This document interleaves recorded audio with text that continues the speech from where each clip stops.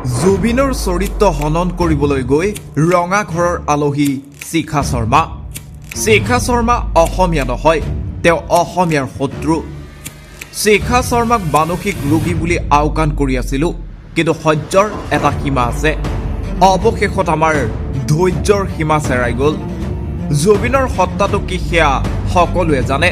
তেওঁৰ কথাবোৰ একেবাৰে সহ্য কৰিব নোৱাৰোঁ।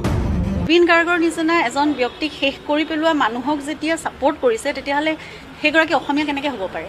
তেখেতে না অসমক ভাল পায়, না অসমীয়াক ভাল পায়, না অসমীয়াৰ মানসিকতাক ভাল পায়, না অসমীয়াৰ আৱেগক ভাল পায়। শিখা শৰ্মাৰ মানসিকতাই সেইটো।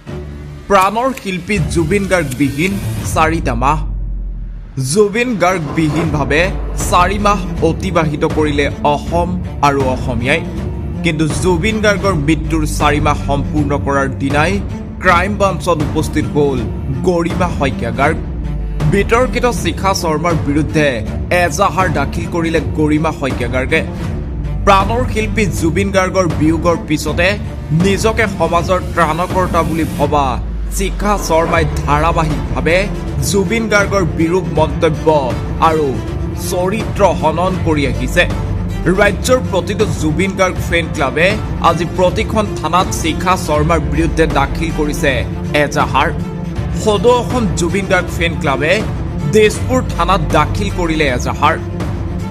এজাহাৰ দিয়া 2 ঘণ্টাৰ ভিতৰতে শিখা শৰ্মাক গ্ৰেপ্তাৰ।